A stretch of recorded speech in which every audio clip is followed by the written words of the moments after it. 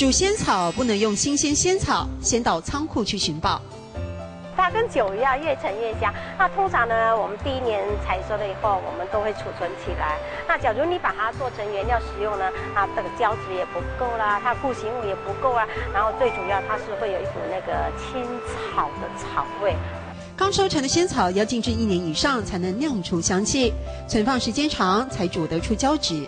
而关西因为自然环境是全台最适合种仙草的地区，小型的加工站里5个锅炉4个回合，每天可以酿成6000公斤。这个要做有机肥，仙草来讲，它全株我们可以都把它熬煮，然后呢，完全不会浪费。刚过滤出的仙草浓稠透亮，控管恒温23到26度之间，隔绝污染，无色无味。怎么把黑草变黑宝，可成了农会的首要任务。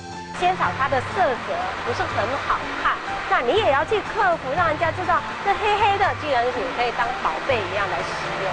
从民国83年到现在，已经有42位契作农户加入生产履历，也开发系列伴手礼，扩大市场。最热销的仙草粉常常卖到缺货。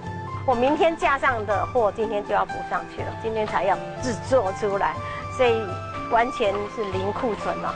现在关西仙草名声响亮，农会投入的心血就像仙草回甘滋味。所以真的是有出货压力哈，我看一直在赶工，一直在赶工。那这后嘛，快完成了吗？还差一步听哦，还差一步哦。还差一步听听，还差一步，差这一步对不对？对。因为一乡镇一特产的重点培植，关西跟仙草画上了等号。而关西农会靠着自制研发，现在把仙草从农业带入产业。摸一做后嘛，喊茶一铺听听。摸一做后嘛，喊茶一铺听听。